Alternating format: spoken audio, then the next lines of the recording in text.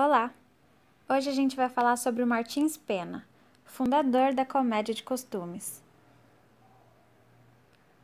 Luiz Carlos Martins Pena foi um grande teatrólogo, que nasceu no dia 5 de novembro de 1815, no Rio de Janeiro, capital. Órfão de pai com apenas 1 ano de idade, também ficou órfão da mãe quando tinha 10 anos, e então foi viver com tutores que o colocaram na vida comercial. Aos 20 anos, ele concluiu o curso de comércio.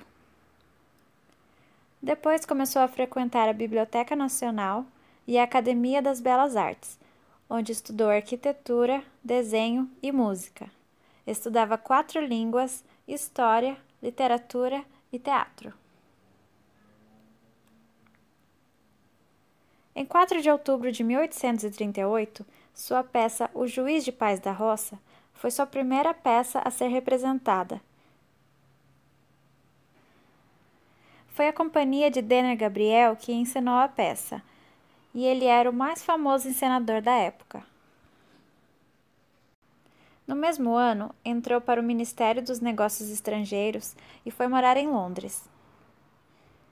Até 1947, ele contribuiu para a literatura brasileira com cerca de 30 peças, e cerca de 20 delas eram comédias.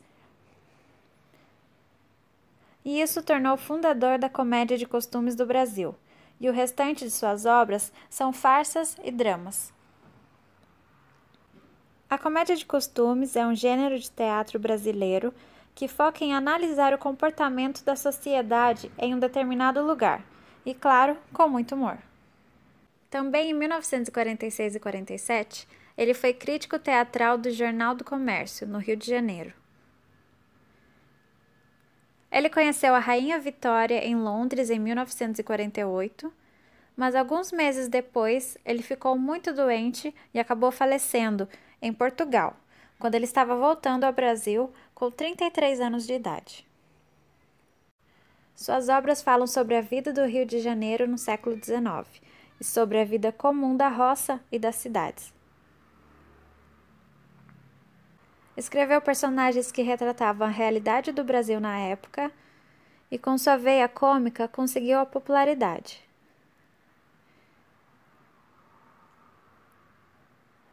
Em suas peças vemos juízes, malandros, estrangeiros, funcionários públicos, entre outros. Suas histórias são sobre casamentos, heranças, dívidas e festas da roça e das cidades.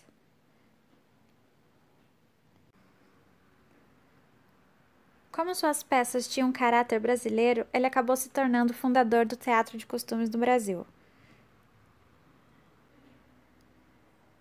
Embora ele tenha conquistado esse título, ele era um pouco criticado porque suas peças são consideradas muito curtas e superficiais, sem explorar a fundo os problemas apresentados. Na época de Martins Pena, as farsas eram apresentadas logo após a peça dramática e tinham a função de aliviar o público, acalmar as emoções depois do drama apresentado. E como a maioria das peças era de origem estrangeira, Martins Pena resolveu escrever histórias brasileiras, mostrando tipos e situações que os brasileiros pudessem se identificar facilmente. Escreveu situações rurais e urbanas, muito próximas da realidade do Rio de Janeiro, onde ele cresceu. As histórias rurais mostravam personagens rústicos e ingênuos, mas de bom caráter. E as histórias urbanas contavam histórias com muita ironia e personagens maliciosos e interesseiros. Em suas peças acontecia a apresentação do problema, o surgimento de empecilhos cômicos e sempre terminavam com um final feliz.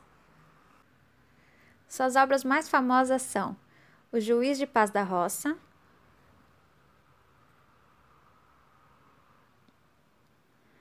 O Judas em Sábado de Aleluia, Quem Casa Quer Casa, O Noviço. O Noviço foi escrito em 1845 e representado pela primeira vez em 10 de agosto do mesmo ano. A peça é representada até hoje e cada grupo faz as suas adaptações. o texto é considerado clássico da nossa literatura dramática. O Noviço traz a história de Carlos, um rapaz endiabrado que é enviado a um convento por decisão da sua tia e tutora. Como ele não tem vocação para a vida religiosa, Carlos acaba fugindo do convento e dedica-se a desmascarar o ambicioso Ambrósio, segundo marido de sua tia. Agora vocês vão ver uma adaptação da peça O Noviço, que foi apresentado pela TV Cultura.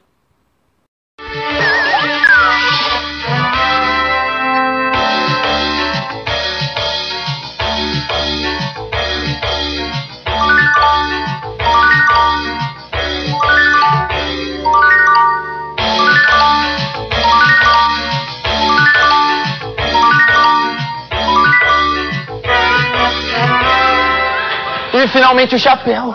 Ai, meu Deus. Pronto. Ai, batem. Ai,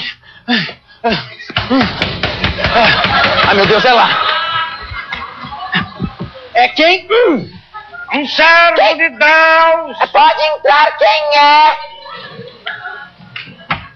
Deus esteja nesta casa. Uma serva de vossa reverendíssima. Minha senhora terá bondade de perdoar-me pelo incômodo que lhe damos, mas nosso dever... Incômodos, reverendíssimo senhor! Vossa senhoria há de permitir que... Desculpe. Vossa senhoria há de permitir que lhe pergunte se o noviço Carlos que fugiu... Hein? Caluda! Hein? Está ali! Hein? O noviço! É preciso surpreendê-lo! Esses senhores oficiais de justiça nos ajudarão. Esse meu sobrinho dá-me um trabalho! A senhora é sua tia? Uma sua criada! Tenho muita satisfação. Sim. Não percamos tempo. Venha. Rápido, senhor. Um fica ali, o outro fica aqui. Quando ele sair, não lhe deixe escapar. Agarrem-no! Muito bem. Isso. Deixe o que gritar, fale o que falar. Venha! Venha cá pra fora, devagar. Agora, já se foram? Levai-a! Leve-a!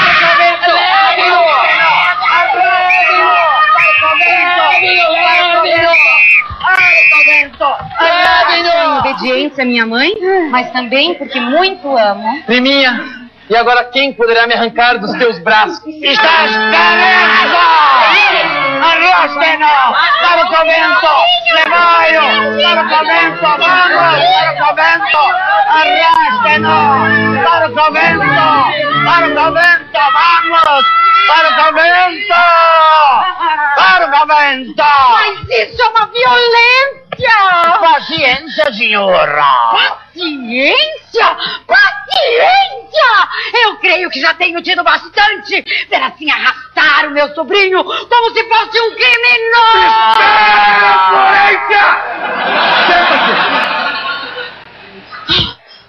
Ouçamos o reverendíssimo.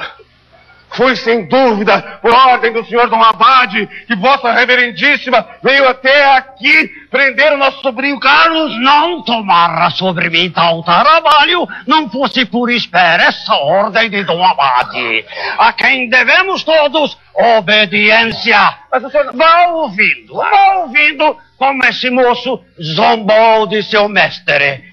Disse-me a tal senhora... Pois tal supunha eu, além de ter má vista, tenho muito pouca prática de senhoras. Sabemos disso, reverendíssimo. Disse-me a tal senhora que o noviço Carlos estava naquele quarto. Naquele quarto? Naquele quarto. Naquele quarto! Naquele quarto! Agora que você já conhece um pouco da história de Martins Pena e de sua peça, O Noviço, eu te convido a ler a peça inteira e depois você vai escolher uma das cenas para fazer uma leitura dramática. Você vai escolher uma cena, então você vai ler o texto como se você estivesse interpretando. Você vai ler em voz alta e vai interpretar. Não precisa decorar, é só ler e interpretar. E então você vai filmar essa cena e aí você manda pra mim. Tudo bem? Então, é isso. Tchau!